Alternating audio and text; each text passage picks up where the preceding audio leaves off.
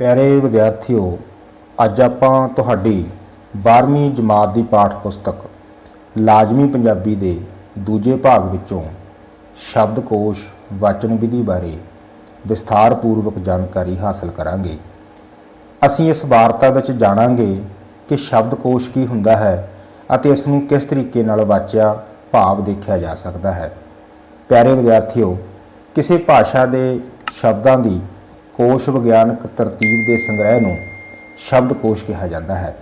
ਸ਼ਬਦਕੋਸ਼ ਰਾਹੀਂ ਅਸੀਂ ਕਿਸੇ ਵਿਸ਼ੇਸ਼ ਭਾਸ਼ਾ ਦੇ ਸ਼ਬਦਾਂ ਦੀ ਨਿਰੁਕਤੀ, ਅਰਥਾਂ ਅਤੇ ਉਸ ਦੇ ਇਤਿਹਾਸਕ ਸਰੋਤਾਂ ਬਾਰੇ ਬੁਨਿਆਦੀ ਜਾਣਕਾਰੀ ਪ੍ਰਾਪਤ ਕਰ ਸਕਦੇ ਹਾਂ। ਵਿਦਿਆਰਥੀ ਜੀਵਨ ਵਿੱਚ ਸ਼ਬਦਕੋਸ਼ ਆਪਣਾ ਇੱਕ ਅਹਿਮ ਸਥਾਨ ਰੱਖਦਾ ਹੈ। ਇਸ ਲਈ ਅਜੋਕੇ ਸਮੇਂ ਦੁਨੀਆ ਦੀ ਹਰੇਕ ਭਾਸ਼ਾ ਵਿੱਚ ਸ਼ਬਦਕੋਸ਼ਾਂ ਅਤੇ ਵਿਸ਼ਵਕੋਸ਼ਾਂ ਦਾ ਨਿਰਮਾਣ ਵਿਦਿਆਰਥੀਆਂ ਦੇ ਭਾਸ਼ਾਈ ਤੇ ਅਨੁਸ਼ਾਸਨੀ ਗਿਆਨ ਨੂੰ ਹੋਰ ਵਧੇਰੇ ਵਿਸ਼ਾਲ ਕਰਨ ਲਈ ਕੀਤਾ ਜਾ ਰਿਹਾ ਹੈ। ਪੰਜਾਬੀ ਭਾਸ਼ਾ ਦੇ ਵਿਸ਼ੇਸ਼ ਸੰਦਰਭ 'ਚ ਸ਼ਬਦਕੋਸ਼ਾਂ ਦੇ ਨਿਰਮਾਣ ਦਾ ਇਤਿਹਾਸ ਕੋਈ ਸਦੀ ਤੋਂ ਵੱਧ ਪੁਰਾਣਾ ਹੈ।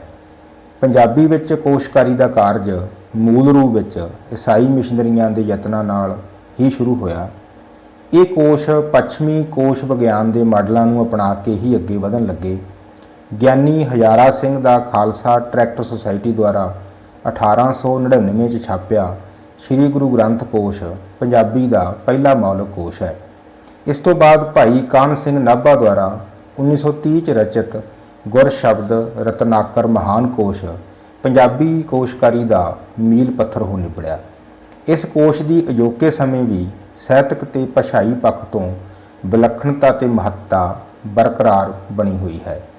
ਇਸ ਤੋਂ ਇਲਾਵਾ ਭਾਸ਼ਾ ਵਿਭਾਗ ਪੰਜਾਬ ਦੁਆਰਾ ਰਚਿਤ ਪੰਜਾਬੀ ਕੋਸ਼ ਅਤੇ ਪੰਜਾਬੀ ਵਿਸ਼ਵ ਕੋਸ਼ ਤੇ ਹਿੰਦੂ ਮਿਥਿਹਾਸ ਕੋਸ਼, ਪੰਜਾਬੀ ਯੂਨੀਵਰਸਿਟੀ ਪਟਿਆਲਾ ਦੁਆਰਾ ਰਚਿਤ ਪੰਜਾਬੀ ਸ਼ਬਦ ਰੂਪ ਤੇ ਸ਼ਬਦ ਜੋੜ ਕੋਸ਼, ਪੰਜਾਬੀ ਭਾਸ਼ਾ ਦਾ ਨਿਰੁਕਤ ਕੋਸ਼, ਸਾਹਿਤ ਕੋਸ਼, ਪਰਿਭਾਸ਼ਕ ਸ਼ਬਦਾਵਲੀ, ਪੰਜਾਬੀ ਸੂਫੀ ਸਾਹਿਤ ਸੰਦਰਭ ਕੋਸ਼, ਫਾਰਸੀ ਪੰਜਾਬੀ ਕੋਸ਼, ਮੁਹਾਵਰਾ ਤੇ ਅਖਾਣ ਕੋਸ਼, ਪੰਜਾਬੀ ਪਰਿਆਏ ਤੇ ਵਿਪਰਿਆਏ ਕੋਸ਼ ਤੇ ਸੁਹਿੰਦਰ ਸਿੰਘ ਬੰਜਾਰਾ ਬੇਦੀ ਦੁਆਰਾ ਰਚਿਤ ਪੰਜਾਬੀ ਲੋਕ ਧਾਰਾ ਵਿਸ਼ਵ ਕੋਸ਼ ਪੰਜਾਬੀ ਕੋਸ਼ਕਾਰੀ ਦੇ ਖੇਤਰ 'ਚ ਨਿੱਘਰ ਵਾਧਾ ਕਰਨ ਵਾਲੀਆਂ ਮਹੱਤਵਪੂਰਨ ਰਚਨਾਵਾਂ ਹਨ।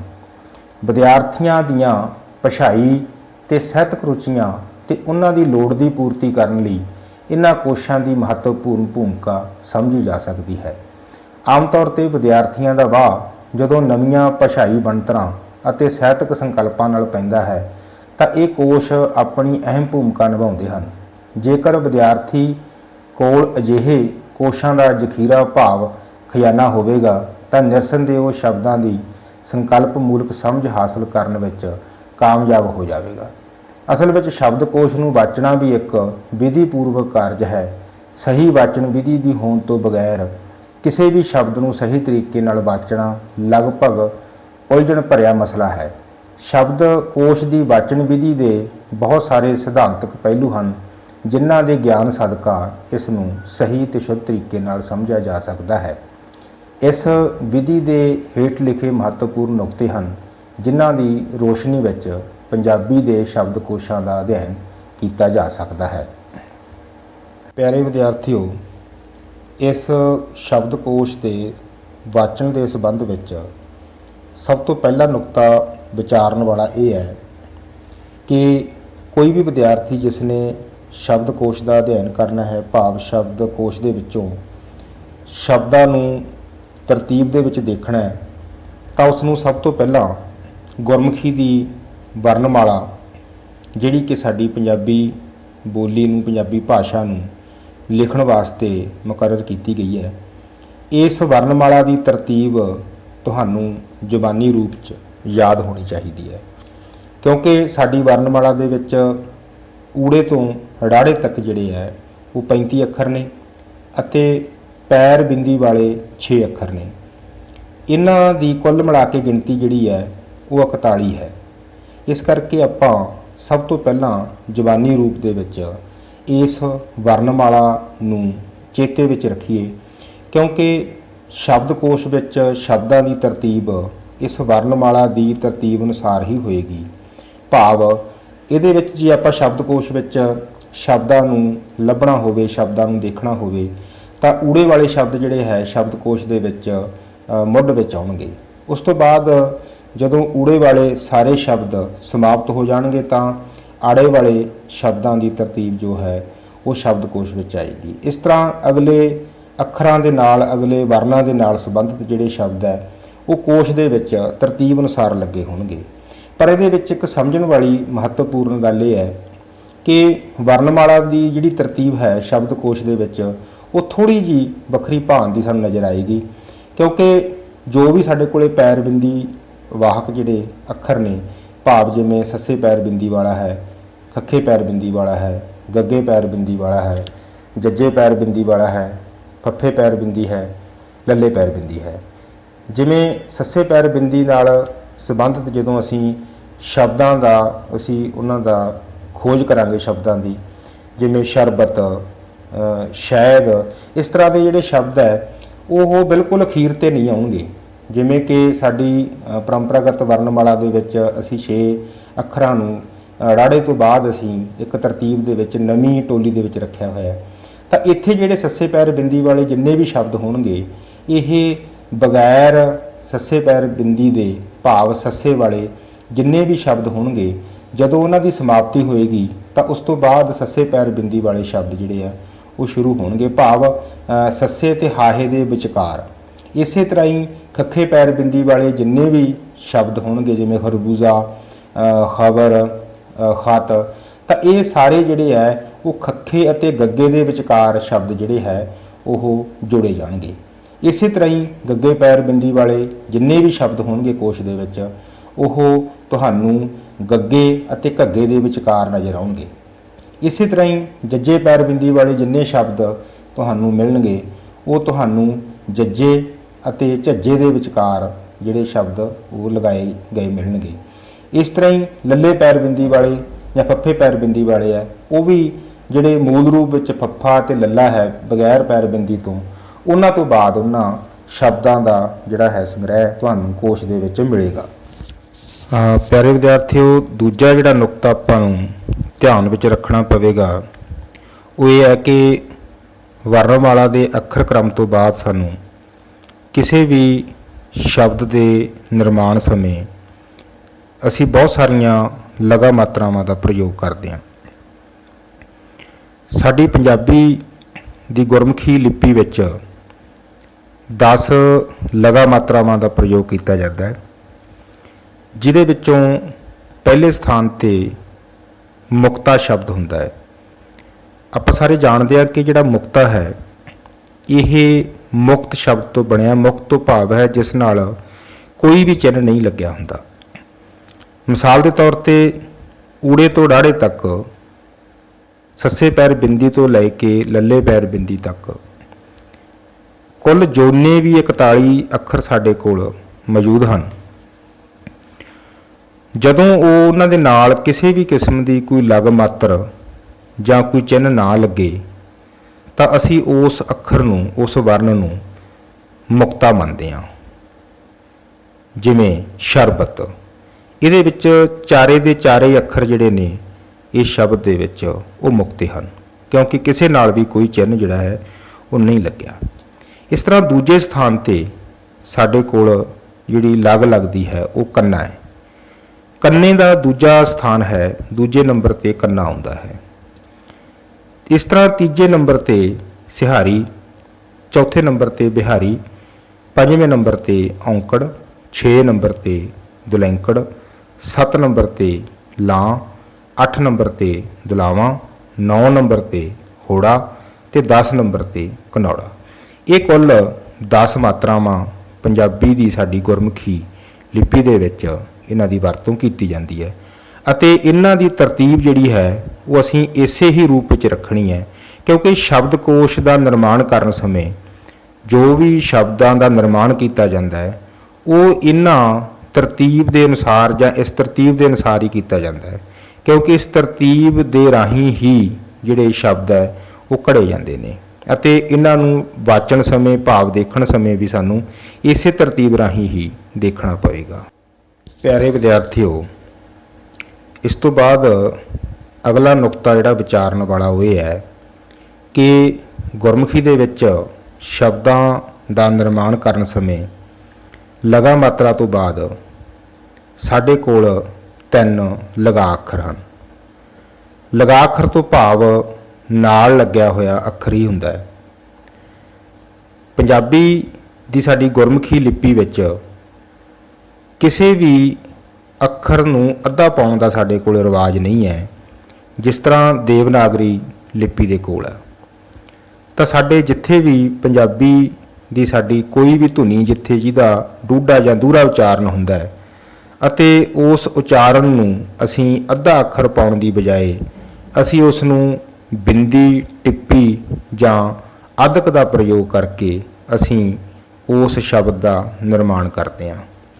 ते शब्दकोश दे निर्माण समय ये जिन्ने भी लगा अखर लग के जो शब्द बनते हैं, इन्हां लगा अखरां दे नाल बने हुए शब्द जो हुंदे हन वो शब्दकोश विच बगैर लगा अखरां तो लगे हुए शब्दां तो उन्हां दी तरतीब बाद दे विच निश्चित की गई है।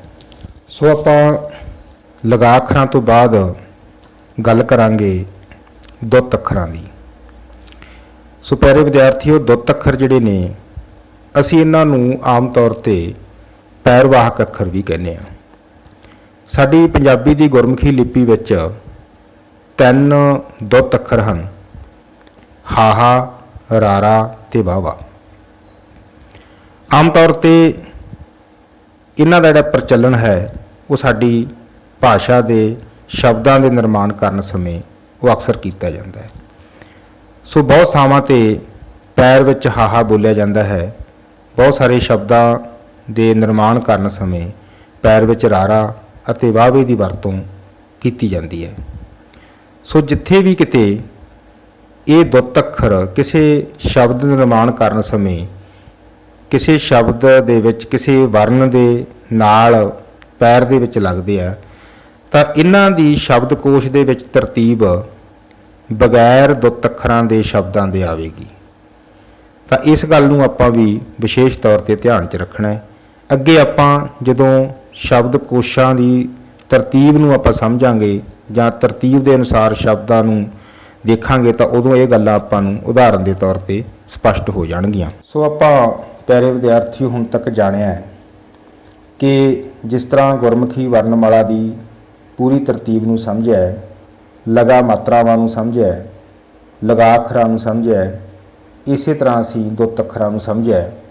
तां हुण आपां इहदा अभ्यासी कार्य करांगे।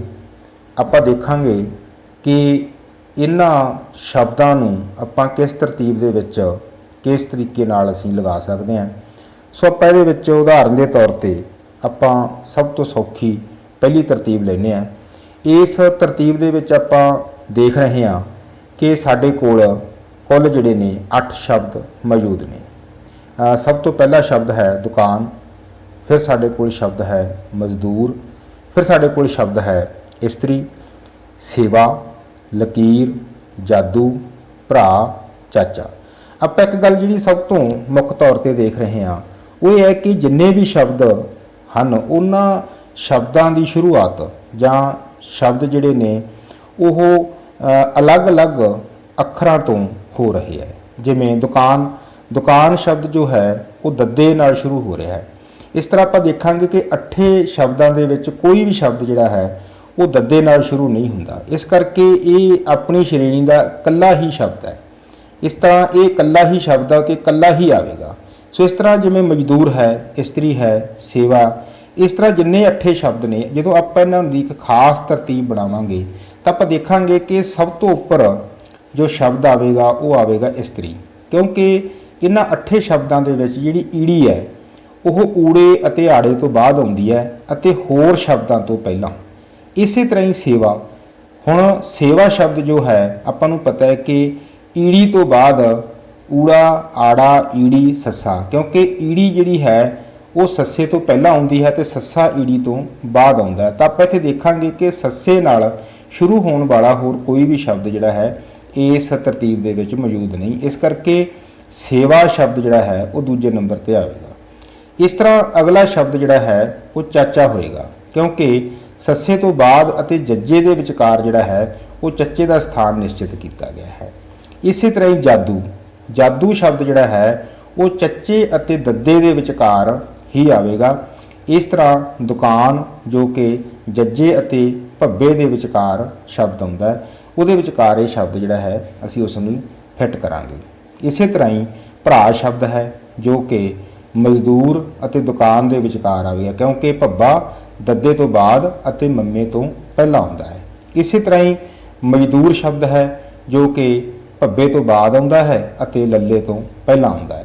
ਇਸੇ ਤਰ੍ਹਾਂ ਹੀ ਲਕੀਰ, ਕਿਉਂਕਿ ਲਕੀਰ ਆਪਾਂ ਨੂੰ ਪਤਾ ਹੈ ਕਿ ਲੱਲੇ ਨਾਲ ਸ਼ੁਰੂ ਹੁੰਦਾ, ਇਸ ਕਰਕੇ ਇਹ ਜਿਹੜਾ ਸ਼ਬਦ ਹੈ ਉਹ ਬਿਲਕੁਲ ਅੰਤ ਤੇ ਆਵੇਗਾ। ਸੋ ਇਸ ਤਰ੍ਹਾਂ ਜਿਹੜੀ ਇਹ ਤਰਤੀਬ ਪਹਿਲੀ ਜਿਹੜੀ ਆਪਾਂ ਦੇਖ ਰਹੇ ਹਾਂ, ਇਸ ਤਰਤੀਬ ਦੇ ਵਿੱਚ ਜਿਹੜੇ 8 ਸ਼ਬਦ ਨੇ ਉਹ ਇਸ ਤਰੀਕੇ ਨਾਲ ਆਉਣਗੇ। ਇਹ ਬਿਲਕੁਲ ਸੌਖੀ ਤਰਤੀਬ ਹੈ, ਕਿਉਂਕਿ ਇਹਦੇ ਵਿੱਚ ਜਿੰਨੇ ਵੀ ਸ਼ਬਦ ਹਨ ਉਹ ਇਕਹਿਰੀ ਬਣਤਰ ਵਾਲੇ ਸ਼ਬਦ ਹਨ, ਭਾਵ ਇੱਕ ਹੀ ਵਰਨ ਨਾਲ ਜੁੜੇ ਹੋਏ ਸ਼ਬਦ ਹਨ। ਇਹਦੇ ਵਿੱਚ ਇੱਕੋ ਵਰਨ ਦੇ 2 ਸ਼ਬਦ ਜਿਹੜੇ ਮੌਜੂਦ ਨਾ ਹੋਣ ਕਰਕੇ ਇਸ ਤਰਤੀਬ ਨੂੰ ਸਾਨੂੰ ਅੰਕਣਾ ਸੌਖਾ ਹੈ। ਹੁਣ ਆਪਾਂ ਉਦਾਹਰਨ ਦੇ ਤੌਰ ਤੇ ਦੂਜੀ ਤਰਤੀਬ ਦੇਖਾਂਗੇ। ਆਪਾਂ ਦੇਖ ਰਹੇ ਹਾਂ ਕਿ ਇਸ ਦੂਜੀ ਤਰਤੀਬ ਦੇ ਵਿੱਚ ਕੁੱਲ 8 ਸ਼ਬਦ ਹਨ। ਇਹਨਾਂ ਸ਼ਬਦਾਂ ਦੀ ਖਾਸੀਅਤ ਇਹ ਹੈ ਕਿ ਇਹ ਇੱਕੋ ਹੀ ਅੱਖਰ ਭਾਵ ਵਰਨ ਦੇ ਨਾਲ ਸ਼ੁਰੂ ਹੁੰਦੇ ਆ। ਤਾਂ ਇਹ ਅੱਖਰ ਹੈ ਸੱਸਾ, ਜਿਵੇਂ ਸੱਸੇ ਤੋਂ ਹੀ ਸਰਕਸ ਬਣਿਆ ਹੈ, ਸਮਝ ਬਣਿਆ ਹੈ, ਸਿਹਤ ਬਣਿਆ ਹੈ, ਸਾਰ ਬਣਿਆ ਹੈ, ਸੂਝ, ਸੀਰਤ, ਸੈਰ ਤੇ ਸਿਰ। ਹੁਣ ਆਪਾਂ ਇਹਦੀ ਤਰਤੀਬ ਦੇਖਾਂਗੇ ਕਿ ਸ਼ਬਦਕੋਸ਼ ਦੇ ਅਨੁਸਾਰ ਇਹ ਤਰਤੀਬ ਕਿਸ ਤਰੀਕੇ ਨਾਲ ਉਹ ਬਣੇਗੀ। ਸਭ ਤੋਂ ਪਹਿਲਾਂ ਆਪਾਂ ਇਹਦੇ ਵਿੱਚ ਇਹ ਦੇਖਾਂਗੇ ਕਿ ਸਾਰੇ ਹੀ ਜਦੋਂ ਸੱਸੇ ਨਾਲ ਸ਼ੁਰੂ ਹੋਣ ਵਾਲੇ ਸ਼ਬਦ ਹੋਣ ਤਾਂ ਇਹਨਾਂ ਸ਼ਬਦਾਂ ਦੇ ਵਿੱਚ ਸਭ ਤੋਂ ਪਹਿਲਾਂ ਆਪਾਂ ਨੂੰ ਉਹਨਾਂ ਸ਼ਬਦਾਂ ਦੀ ਚੋਣ ਕਰਨੀ ਪਏਗੀ ਜਿਹੜੇ ਕਿ ਮੁੱਢ ਦੇ ਵਿੱਚ ਮੁਕਤੇ ਹਨ। ਤਾਂ ਆਪਾਂ ਨੂੰ ਪਤਾ ਕਿ ਇਹਦੇ ਵਿੱਚ 2 ਸਾਡੇ ਕੋਲੇ ਸ਼ਬਦ ਸਰਕਸ ਅਤੇ ਸਮਝ, 2 ਸ਼ਬਦ ਜਿਹੜੇ ਨੇ ਉਹ ਮੁੱਢ ਅੱਖਰੀ ਰੂਪ ਦੇ ਵਿੱਚ ਮੁਕਤੇ ਨਾਲ ਜਾਣੇ ਜਾਂਦੇ ਆ। ਸੋ ਇਸ ਤਰ੍ਹਾਂ ਆਪਾਂ ਦੇਖਾਂਗੇ ਕਿ ਜਦੋਂ ਦੋਹਾਂ ਦੇ ਵਿੱਚ ਸੱਸਾ ਜਿਹੜਾ ਹੈ ਉਹ ਕਾਮਨ ਹੈ। ਇਸ ਤੋਂ ਬਾਅਦ ਫਿਰ ਆਪਾਂ ਅਗਲਾ ਅੱਖਰ ਦੇਖਾਂਗੇ, ਜਿਵੇਂ ਸਰਕਸ ਦੇ ਵਿੱਚ ਰਾਰਾ ਸੱਸੇ ਤੋਂ ਬਾਅਦ ਆਉਂਦਾ ਹੈ। ਇਸ ਤਰ੍ਹਾਂ ਸਮਝ ਦੇ ਵਿੱਚ ਮੰਮਾ ਸੱਸੇ ਤੋਂ ਬਾਅਦ ਆਉਂਦਾ ਹੈ। ਤਾਂ ਆਪਾਂ ਜਦੋਂ ਵਰਣਮਾਲਾ ਦੀ ਤਰਤੀਬ ਆਪਾਂ ਯਾਦ ਰੱਖੀ ਹੋਏਗੀ ਤੇ ਯਾਦ ਕੀਤੀ ਹੋਏਗੀ ਤਾਂ ਆਪਾਂ ਨੂੰ ਪਤਾ ਕਿ ਜਿਹੜਾ ਮੰਮਾ ਹੈ ਉਹ ਰਾਰੇ ਤੋਂ ਅੱਖਰ ਮਾਲਾ ਦੇ ਵਿੱਚ ਸਾਡੀ ਸਭ ਤੋਂ ਤਰਤੀਬ ਦੇ ਵਿੱਚੋਂ ਪਹਿਲਾਂ ਆਉਂਦਾ ਹੈ। ਸੋ ਇਸ ਤਰ੍ਹਾਂ ਆਪਾਂ ਜਿਹੜਾ ਸਰਕਸ ਸ਼ਬਦ ਹੈ ਉਹ ਸਮਝ ਸ਼ਬਦ ਤੋਂ ਬਾਅਦ ਆਏਗਾ, ਸਭ ਤੋਂ ਉੱਪਰ ਜਿਹੜਾ ਸ਼ਬਦ ਹੈ ਉਹ ਸਮਝ ਆਏਗਾ। ਇਸ ਤਰ੍ਹਾਂ ਅਗਲਾ ਜਿਹੜਾ ਸਾਨੂੰ ਤਰਤੀਬ ਦੇਖਣੀ ਪਏਗੀ ਉਹ 'ਚ ਦੇਖਾਂਗੇ ਕਿ ਮੁਕਤੇ ਤੋਂ ਬਾਅਦ ਜਿਹੜਾ ਹੈ ਕੰਨੇ ਵਾਲੇ ਸ਼ਬਦ ਆਉਂਦੇ ਆ। ਤਾਂ ਮੁਕਤੇ ਤੋਂ ਬਾਅਦ ਜਿਹੜਾ ਦੂਜੇ ਨੰਬਰ ਤੇ ਸਾਡੇ ਕੋਲੇ ਕੰਨੇ ਵਾਲੇ ਜਿਹੜਾ ਇੱਕੋ ਹੀ ਸਾਡੇ ਕੋਲੇ ਸ਼ਬਦ ਹੈ ਸਾਰ। ਸੋ ਇਸ ਤਰ੍ਹਾਂ ਸਾਰ ਜਿਹੜਾ ਹੈ ਉਹ ਤੀਜੇ ਨੰਬਰ ਤੇ ਆਏਗਾ। ਕੰਨੇ ਤੋਂ ਬਾਅਦ ਸਿਹਾਰੀ ਦੀ ਵਰਤੋਂ ਵਾਲੇ ਜਿਹੜੇ ਸ਼ਬਦ ਹੈ ਉਹ ਆਉਂਦੇ ਨੇ। ਤਾਂ ਇਹਦੇ ਵਿੱਚ ਆਪਾਂ ਦੇਖਾਂਗੇ ਕਿ ਸਿਰਫ ਜਿਹੜਾ ਸਿਹਤ ਸ਼ਬਦ ਹੈ ਇਕੱਲਾ ਸ਼ਬਦ ਹੈ ਜਿਹੜਾ ਕਿ ਸਿਹਾਰੀ ਦੇ ਨਾਲ ਬਣਿਆ ਹੋਇਆ। ਤਾਂ ਸਿਹਤ ਜਿਹੜਾ ਹੈ ਸਾਨੂੰ ਚੌਥੇ ਨੰਬਰ ਤੇ ਇਸ ਦੀ ਵਰਤੋਂ ਕੀਤੀ ਜਾਏਗੀ। ਸੋ ਇਸ ਤਰ੍ਹਾਂ ਜਿਵੇਂ ਸੀਰਤ, ਕਿਉਂਕਿ ਬਿਹਾਰੀ ਵਾਲਾ ਸ਼ਬਦ ਹੈ ਉਹ ਸਿਹਤ ਤੋਂ ਬਾਅਦ ਆਏਗਾ। ਇਸ ਤਰ੍ਹਾਂ ਸੂਝ ਸ਼ਬਦ ਜਿਹੜਾ ਹੈ ਕਿਉਂਕਿ ਇਹ ਊ ਦੀ ਮਾਤਰਾ ਹੈ, ਦਲੈਂਕੜ ਲੱਗੇ ਹੋਏ ਨੇ, ਤਾਂ ਇਸ ਤਰ੍ਹਾਂ ਜਿਹੜਾ ਸੂਝ ਸ਼ਬਦ ਜਿਹੜਾ ਹੈ ਉਹ ਸੀਰਤ ਅਤੇ ਸੇਰ ਦੇ ਵਿਚਕਾਰ ਆਏਗਾ। ਸੋ ਸਭ ਤੋਂ ਅੰਤ ਤੇ ਆਪਣੇ ਕੋਲੇ 2 ਸ਼ਬਦ ਬਚੇ ਹਨ, ਸੈਰ ਅਤੇ ਸੇਰ। ਆਪਾਂ ਨੂੰ ਪਤਾ ਹੈ ਕਿ ਜਿਹੜਾ ਲਾਂ ਹੈ ਉਹ ਦਲਾਵਾਂ ਤੋਂ ਪਹਿਲਾਂ ਆਉਂਦੀ ਹੈ। ਇਸ ਤਰ੍ਹਾਂ ਜਿਹੜਾ ਸੇਰ ਹੈ ਉਹ ਪਹਿਲਾਂ ਆਏਗਾ ਅਤੇ ਸੈਰ ਬਾਅਦ ਦੇ ਵਿੱਚ ਆਏਗਾ। ਹੁਣ ਆਪਾਂ ਤੀਜੀ ਤਰਤੀਬ ਨੂੰ ਦੇਖਾਂਗੇ। ਇਸ ਤਰਤੀਬ ਨੂੰ ਆਪਾਂ ਜੇ ਧਿਆਨ ਨਾਲ ਦੇਖੀਏ ਤਾਂ ਇਸ ਤਰਤੀਬ ਦੇ ਵਿੱਚ ਕੁੱਲ 8 ਸ਼ਬਦ ਜਿਹੜੇ ਹੈ ਉਹ ਦਿੱਤੇ ਗਏ ਹੈ। ਇਹਦੇ ਵਿੱਚ ਥੋੜੀ ਜਿਹੀ ਵੱਖਰਤਾ ਇਸ ਗੱਲ ਦੀ ਸਾਨੂੰ ਨਜ਼ਰ ਆ ਰਹੀ ਹੈ।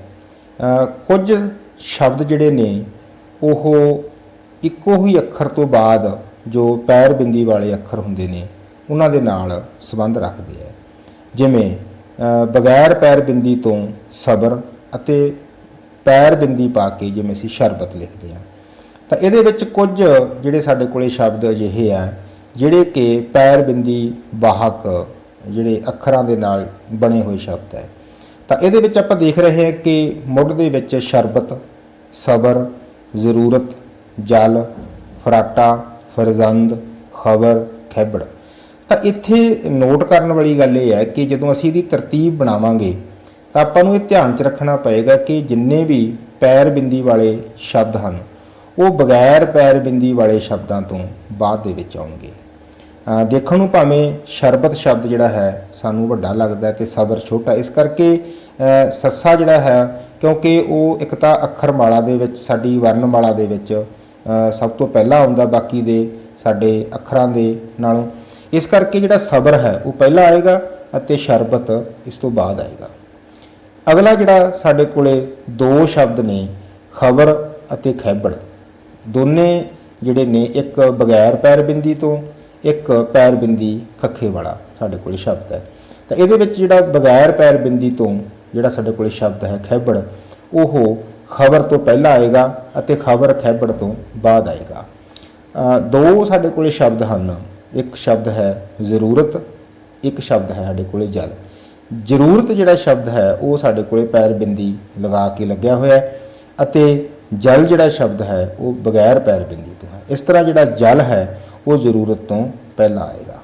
ਇਸ ਤਰ੍ਹਾਂ ਅੱਗੇ ਦੋ ਸ਼ਬਦ ਆਪਣੇ ਕੋਲੇ ਹੋਰ ਹੈ, ਇੱਕ ਸ਼ਬਦ ਹੈ ਸਾਡੇ ਕੋਲੇ ਫਰਾਟਾ ਤੇ ਦੂਜਾ ਸ਼ਬਦ ਹੈ ਫਰਜ਼ੰਦ। ਸੋ ਇਸ ਤਰ੍ਹਾਂ ਜਿਹੜਾ ਫਰਾਟਾ ਹੈ ਉਹ ਫਰਜ਼ੰਦ ਤੋਂ ਪਹਿਲਾਂ ਆਏਗਾ। ਇਸ ਤਰ੍ਹਾਂ ਜਿਹੜੀ ਇਹਦੀ ਤਰਤੀਬ ਆਪਾਂ ਤੀਜੇ ਨੰਬਰ ਦੀ ਆਪਾਂ ਤਰਤੀਬ ਦੇਖੀ ਹੈ। ਇਸ ਤਰਤੀਬ ਨੂੰ ਬਣਾਉਣ ਦੇ ਲਈ ਇਹ ਨਿਯਮ ਜਿਹੜੇ ਸਾਨੂੰ ਧਿਆਨ 'ਚ ਰੱਖਣੇ ਚਾਹੀਦੇ ਆ। ਕੋਲੇ ਚੌਥੀ ਤਰਤੀਬ ਮੌਜੂਦ ਹੈ। ਆਪਾਂ ਇਸ ਤਰਤੀਬ ਦੇ ਵਿੱਚ ਦੇਖਾਂਗੇ ਕਿ ਜਿਵੇਂ ਕਿ ਪਹਿਲਾਂ ਆਪਾਂ ਜਾਣਿਆ ਕਿ ਸਾਡੇ ਕੋਲੇ ਤਿੰਨ ਲਗਾ ਅੱਖਰ ਹੈ, ਬਿੰਦੀ, ਟਿੱਪੀ ਤੇ ਅਦਕ। ਤਾਂ ਇੱਥੇ ਆਪਾਂ ਦੇਖਾਂਗੇ ਕਿ ਜਦੋਂ ਕਿਸੇ ਸ਼ਬਦ ਦਾ ਨਿਰਮਾਣ ਕਰਨ ਸਮੇਂ ਇਹਨਾਂ ਲਗਾ ਅੱਖਰਾਂ ਦੀ ਵਰਤੋਂ ਕੀਤੀ ਜਾਂਦੀ ਹੈ ਤਾਂ ਆਪਾਂ ਸ਼ਬਦਾਂ ਦੀ ਤਰਤੀਬ ਨੂੰ ਕੋਸ਼ ਦੇ ਅਨੁਸਾਰ ਆਪਾਂ ਕਿਸ ਤਰੀਕੇ ਦੇ ਨਾਲ ਉਹਨੂੰ ਦੇਖਣਾ ਹੈ ਜਾਂ ਉਹਨਾਂ ਨੂੰ ਕੋਸ਼ ਦੀ ਤਰਤੀਬ ਅਨੁਸਾਰ ਰੱਖਣਾ ਹੈ। ਤਾਂ ਇਹਦੇ ਵਿੱਚ ਆਪਾਂ ਦੇਖ ਰਹੇ ਹਾਂ ਕਿ 8 ਸ਼ਬਦ ਹੈ, ਉਦਾਸੀ, ਉੱਤਰ, ਹੰਕਾਰ, ਇਲ, ਅਕਣਾ, ਕੱਕਰ, ਸਖਤ, ਸੰਤ। ਤਾਂ ਇੱਥੇ ਆਪਾਂ ਦੇਖ ਰਹੇ ਹਾਂ ਕਿ ਜਿਹੜਾ ਸਭ ਤੋਂ ਹੁਣ ਉੱਪਰਲੇ ਪਾਸੇ ਆਪਣੇ ਕੋਲੇ ਦੋ ਜਿਹੜੇ ਸ਼ਬਦ ਨੇ ਉਦਾਸੀ ਅਤੇ ਉੱਤਰ। ਤੇ ਇੱਥੇ ਆਪਾਂ ਦੇਖਾਂਗੇ ਕਿ ਜਿਹੜਾ ਸਾਡੇ ਕੋਲੇ ਸ਼ਬਦ ਹੈ ਸਾਡੇ ਕੋਲੇ ਉੱਤਰ, ਇਹ ਜਿਹੜਾ ਹੈ ਉਦਾਸੀ ਤੋਂ ਬਾਅਦ ਦੇ ਵਿੱਚ ਆਏਗਾ ਕਿਉਂਕਿ ਜੇਕਰ ਇੱਥੇ ਆਪਾਂ ਦੇਖੀਏ ਕਿ ਜਿਹੜਾ ਉੱਤਰ ਸ਼ਬਦ ਹੈ ਕਿਉਂਕਿ ਉਸ ਤੋਂ ਬਾਅਦ ਤੱਤਾ ਜਿਹੜਾ ਹੈ ਉਹ ਦੱਦੇ ਤੋਂ ਜਿਹੜਾ ਹੈ ਉਹ ਪਹਿਲਾਂ ਆਉਂਦਾ ਹੈ ਕਿਉਂਕਿ ਦੱਦੇ ਦੀ ਜਿਹੜੀ ਤਰਤੀਬ ਹੈ ਉਹ ਤੱਤੇ ਤੋਂ ਬਾਅਦ ਦੇ ਵਿੱਚ ਆਉਂਦੀ ਹੈ। ਇਸ ਤਰ੍ਹਾਂ ਹੀ ਸਾਡੇ ਕੋਲੇ ਇੱਕੋ ਸ਼ਬਦ ਹੈ ਅਹੰਕਾਰ ਜੋ ਕਿ ਆੜੇ ਨਾਲ ਸ਼ੁਰੂ ਹੁੰਦਾ, ਇਸ ਕਰਕੇ ਉਹ ਉਦਾਸੀ ਤੋਂ ਬਾਅਦ ਵਿੱਚ ਆਏਗਾ। ਇਸੇ ਤਰ੍ਹਾਂ ਹੀ ਸਾਡੇ ਕੋਲੇ ਸ਼ਬਦ ਹੈ ਅੱਗੇ ਅਕਣਾ ਕਿਉਂਕਿ ਅਹੰਕਾਰ ਜਿਹੜਾ ਹੈ ਉਹ ਬਗੈਰ ਕਿਸੇ ਲਗਾ ਅੱਖਰ ਤੋਂ ਹੈ, ਇਸ ਕਰਕੇ ਅਕਣਾ ਦੇ ਨਾਲ ਲਗਾ ਅੱਖਰ ਲੱਗਿਆ ਹੋਇਆ ਆੜੇ ਦੇ ਨਾਲ, ਇਸ ਕਰਕੇ ਉਹ ਅਹੰਕਾਰ ਤੋਂ ਬਾਅਦ ਵਿੱਚ ਆਏਗਾ। ਇਸ ਤਰ੍ਹਾਂ ਹੀ ਆਪਣੇ ਕੋਲੇ ਸ਼ਬਦ ਹੈ ਈੜੀ ਦੇ ਨਾਲ ਜੁੜਿਆ ਹੋਇਆ ਕਿਉਂਕਿ ਇੱਕੋ ਹੀ ਸ਼ਬਦ ਹੈ, ਇਸ ਕਰਕੇ ਅਕਣਾ ਤੋਂ ਬਾਅਦ ਇਲ ਸ਼ਬਦ ਦਾ ਪ੍ਰਯੋਗ ਹੋਏਗਾ। ਉਸ ਤੋਂ ਬਾਅਦ ਸਾਡੇ ਕੋਲੇ ਸ਼ਬਦ ਹੈ ਸਖਤ, ਤਾਂ ਉਸ ਤੋਂ ਬਾਅਦ ਹੈ ਸੰਤ ਤੇ ਉਸ ਤੋਂ ਬਾਅਦ ਸ਼ਬਦ ਹੈ ਕੱਕਰ। ਤਾਂ ਇਸ ਤਰ੍ਹਾਂ ਜਿਹੜੀ ਇਹਦੀ ਤਰਤੀਬ ਆਪਾਂ ਦੇਖਾਂਗੇ ਕਿ ਜਿੱਥੇ ਲਗਾ ਅੱਖਰਾਂ ਦੀ ਵਰਤੋਂ ਕੀਤੀ ਜਾਂਦੀ ਹੈ ਤਾਂ ਉਹਦੀ ਤਰਤੀਬ ਵੀ ਸਾਨੂੰ ਧਿਆਨ ਵਿੱਚ ਰੱਖਣੀ ਪਵੇਗੀ। ਹੁਣ ਆਪਾਂ ਪਿਆਰੇ ਵਿਦਿਆਰਥੀਓ ਅਗਲੀ ਪੰਜਵੀਂ ਤਰਤੀਬ ਦੇਖਦੇ ਹਾਂ। ਇਸ ਤਰਤੀਬ ਦੇ ਵਿੱਚ ਆਪਣੇ ਕੋਲੇ ਕੁੱਲ 6 ਸ਼ਬਦ ਹਨ। ਸੋ ਆਪਾਂ ਦੇਖ ਰਹੇ ਹਾਂ ਕਿ ਸਾਡੀ ਗੁਰਮੁਖੀ ਦੀ ਵਰਨਮਾਲਾ ਦੇ ਵਿੱਚ ਕੁਝ ਦੁੱਤ ਅੱਖਰ ਹਨ, ਭਾਵ ਸਾਡੇ ਕੋਲੇ ਪੈਰਵਾਹਕ ਅੱਖਰ ਵੀ ਹਨ ਜਿਨ੍ਹਾਂ ਦੇ ਵਿੱਚ ਹਾਹਾ, ਰਾਰਾ ਅਤੇ ਵਾਵਾ। ਇਹ ਆਮ ਤੌਰ ਤੇ ਬਹੁਤ ਥਾਵਾਂ ਤੇ ਇਹਨਾਂ ਦੁੱਤ ਅੱਖਰਾਂ ਦਾ ਪ੍ਰਯੋਗ ਸਾਡੀ ਭਾਸ਼ਾ ਦੇ ਵਿੱਚ ਸ਼ਬਦ ਨਿਰਮਾਣ ਕਰਨ ਸਮੇਂ ਕੀਤਾ ਜਾਂਦਾ ਹੈ। ਤਾਂ ਆਪਾਂ ਦੇਖ ਰਹੇ ਹਾਂ ਇਸ ਤਰਤੀਬ ਦੇ ਵਿੱਚ ਕਿ ਜਿਹੜੇ 5 ਸ਼ਬਦ ਨੇ, ਜਿਵੇਂ ਪਹਿਲਾ ਸ਼ਬਦ ਹੈ ਪ੍ਰਵਾਹ, ਦੂਸਰਾ ਸ਼ਬਦ ਹੈ ਪ੍ਰਵਾਹ, ਤੀਜਾ ਸ਼ਬਦ ਹੈ ਫੜ, ਚੌਥਾ ਸ਼ਬਦ ਹੈ ਫੜਾ, ਪੰਜਵਾਂ ਸ਼ਬਦ ਹੈ ਪ੍ਰਗਟ ਤੇ ਛੇਵਾਂ ਸ਼ਬਦ ਹੈ ਗ੍ਰਹਿ। ਤਾਂ ਆਪਾਂ ਦੇਖਦੇ ਹਾਂ ਕਿ ਇਹਨਾਂ ਦੇ ਵਿੱਚੋਂ ਆਮ ਤੌਰ ਤੇ ਪੈਰ ਦੇ ਵਿੱਚ ਰਾਰਾ ਅਤੇ ਹਾਹਾ ਦੋਹਾਂ ਦੀ ਵਰਤੋਂ ਕੀਤੀ ਗਈ ਹੈ। ਤਾਂ ਆਪਾਂ ਇੱਥੇ ਦੀ ਤਰਤੀਬ ਨੂੰ ਕਿਸ ਤਰੀਕੇ ਨਾਲ ਦੇਖਾਂਗੇ ਤਾਂ ਆਪਾਂ ਇੱਥੇ ਜਾਣਾਂਗੇ ਕਿ ਜਦੋਂ ਕਿਸੇ ਵੀ ਅੱਖਰ ਦੇ ਪੈਰ ਦੇ ਵਿੱਚ ਕੋਈ ਦੁੱਤ ਅੱਖਰ ਦੀ ਵਰਤੋਂ ਕੀਤੀ ਜਾਂਦੀ ਹੈ, ਭਾਵ ਪੈਰਵਾਹਕ ਅੱਖਰ ਦੀ ਵਰਤੋਂ ਕੀਤੀ ਜਾਂਦੀ ਹੈ ਤਾਂ ਉਹ ਜਿਹੜਾ ਸ਼ਬਦ ਹੈ ਉਹ ਬਗੈਰ ਜਿਹੜਾ ਪੈਰਵਾਹਕ ਅੱਖਰ ਦੇ ਭਾਵ ਦੁੱਤ ਅੱਖਰ ਦੇ ਜੋ ਸ਼ਬਦ ਆਏਗਾ ਉਸ ਤੋਂ ਉਹਦੀ ਵਰਤੋਂ ਬਾਅਦ ਦੇ ਵਿੱਚ ਕੀਤੀ ਜਾਏਗੀ। ਜਿਵੇਂ ਇਹਦੇ ਵਿੱਚ ਆਪਾਂ ਦੇਖੀਏ ਕਿ ਇਹਦੇ ਵਿੱਚ ਜੇ ਅੱਖਰਮਾਲਾ ਦੇ ਅਨੁਸਾਰ ਦੇਖੀਏ ਤਾਂ ਇਹਦੇ ਵਿੱਚ ਜਿਹੜਾ ਗ੍ਰਹਿ ਸ਼ਬਦ ਹੈ ਉਹ ਸਭ ਤੋਂ ਪਹਿਲਾਂ ਆਉਂਦਾ ਹੈ। ਉਸ ਤੋਂ ਬਾਅਦ ਸ਼ਬਦ ਸਾਡੇ ਕੋਲੇ ਪ੍ਰਵਾਹ ਆਏਗਾ, ਜਿਹਨੂੰ ਆਪਾਂ ਕਹਿੰਦੇ ਹਾਂ ਕਿ ਕਿਸੇ ਨੂੰ ਕਿਸੇ ਦੀ ਕੋਈ ਪ੍ਰਵਾਹ ਨਹੀਂ ਹੈ ਨਾ, ਇਸ ਤਰ੍ਹਾਂ ਦਾ ਸ਼ਬਦ ਜਿਹੜਾ ਹੈ ਉਹਦੇ ਅਰਥ ਹੀ ਬਣਦੇ ਨੇ। ਤਾਂ ਪ੍ਰਵਾਹ ਸ਼ਬਦ ਜਿਹੜਾ ਹੈ ਉਹ ਦੂਜੇ ਨੰਬਰ ਤੇ ਆਏਗਾ। ਤਾਂ ਤੀਜੇ ਨੰਬਰ ਤੇ ਆਪਣੇ ਕੋਲੇ ਸ਼ਬਦ ਆਏਗਾ ਪ੍ਰਗਟ। ਤਾਂ ਚੌਥੇ ਨੰਬਰ ਤੇ ਆਪਣੇ ਕੋਲ ਜਿਹੜਾ ਸ਼ਬਦ ਹੈ ਉਹ ਪ੍ਰਵਾਹ ਆਏਗਾ, ਪ੍ਰਵਾਹ ਭਾਵ ਵਹਿਣ ਹੈ ਨਾ। ਇਹ ਦੋਵੇਂ ਸ਼ਬਦ ਆਪਾਂ ਨੂੰ ਥੋੜ੍ਹੇ ਜਿਹੇ ਉਚਾਰਨ 'ਚ ਭਾਵੇਂ ਸਾਨੂੰ ਲੱਗਦਾ ਕਿ ਇੱਕੋ ਜਿਹੇ ਨੇ, ਪਰ ਇਹਨਾਂ ਦੇ ਅਰਥਾਂ ਦੇ ਵਿੱਚ ਮਤਲਬ ਬਹੁਤ ਅੰਤਰ ਹੈ। ਤਾਂ ਚੌਥੇ ਨੰਬਰ ਤੇ ਜਿਹੜਾ ਹੈ ਤੁਹਾਡੇ ਕੋਲੇ ਪ੍ਰਵਾਹ ਸ਼ਬਦ ਆਏਗਾ। ਤਾਂ ਪੰਜਵੇਂ ਨੰਬਰ ਤੇ ਸਾਡੇ ਕੋਲੇ ਜਿਹੜਾ ਸ਼ਬਦ ਆਏਗਾ ਉਹ ਆਏਗਾ ਫੜਾ, ਅਤੇ 6ਵੇਂ ਨੰਬਰ ਤੇ ਸਾਡੇ ਕੋਲੇ ਸ਼ਬਦ ਆਏਗਾ ਫੜ। ਇਸ ਤਰ੍ਹਾਂ ਜਿਹੜੇ ਇਸ ਪੰਜਵੀਂ ਤਰਤੀਬ ਦੇ ਵਿੱਚ ਆਪਾਂ ਦੇਖਿਆ ਕਿ ਜਿਹੜੇ ਦੁੱਤ ਅੱਖਰ ਨੇ ਭਾਵ ਪੈਰਵਾਹਕ ਅੱਖਰ ਨੇ, ਇਹਨਾਂ ਦੀ ਜਿਹੜੀ ਸ਼ਬਦਕੋਸ਼ ਦੇ ਵਿੱਚ ਜਿਹੜੀ ਤਰਤੀਬ ਹੈ ਉਹ ਬਗੈਰ ਪੈਰਵਾਹਕ ਅੱਖਰਾਂ ਦੇ ਸ਼ਬਦਾਂ ਤੋਂ ਬਾਅਦ ਕੀਤੀ ਜਾਂਦੀ ਹੈ। ਪਿਆਰੇ ਵਿਦਿਆਰਥੀਓ, ਸੋ ਤੁਸੀਂ ਅੱਜ ਇਸ ਵਾਰਤਾ ਦੇ ਵਿੱਚ ਸ਼ਬਦਕੋਸ਼ ਵਾਚਨ ਵਿਧੀ ਬਾਰੇ ਇੱਕ ਵਿਸਤ੍ਰਿਤ ਜਾਣਕਾਰੀ ਪ੍ਰਾਪਤ ਕੀਤੀ ਹੈ। ਸੋ ਅਸੀਂ ਕੋਸ਼ਿਸ਼ ਕੀਤੀ ਹੈ ਕਿ ਤੁਹਾਨੂੰ ਉਦਾਹਰਨਾਂ ਸਹਿਤ ਜਿਹੜਾ ਹੈ ਉਹ ਸ਼ਬਦਕੋਸ਼ ਵਾਚਨ ਵਿਧੀ ਬਾਰੇ ਸਮਝਾਇਆ ਜਾਵੇ ਅਤੇ ਵੱਖਰੀਆਂ ਵੱਖਰੀਆਂ ਤਰਤੀਬਾਂ ਦੇ ਰਾਹੀਂ ਤੁਹਾਨੂੰ ਇਸ ਵਾਰਤਾ ਦੇ ਵਿੱਚ ਸਮਝਾਇਆ ਗਿਆ। ਉਮੀਦ ਹੈ ਕਿ ਤੁਸੀਂ ਇਸ ਵਾਰਤਾ ਤੋਂ ਲਾਹਾ ਲੈ ਕੇ ਸ਼ਬਦਕੋਸ਼ਾਂ ਦਾ ਅਧਿਐਨ ਕਰਨ ਸਿੱਖੋਗੇ ਅਤੇ ਸ਼ਬਦ ਲੱਭਣ ਸਿੱਖੋਗੇ ਅਤੇ ਸ਼ਬਦਾਂ ਦੇ ਅਰਥਾਂ ਤੱਕ, ਉਹਨਾਂ ਦੇ ਇਤਿਹਾਸ ਤੱਕ ਤੁਸੀਂ ਪਹੁੰਚਣ ਦਾ ਉਪਰਾਲਾ ਕਰੋਗੇ। ਧੰਨਵਾਦ।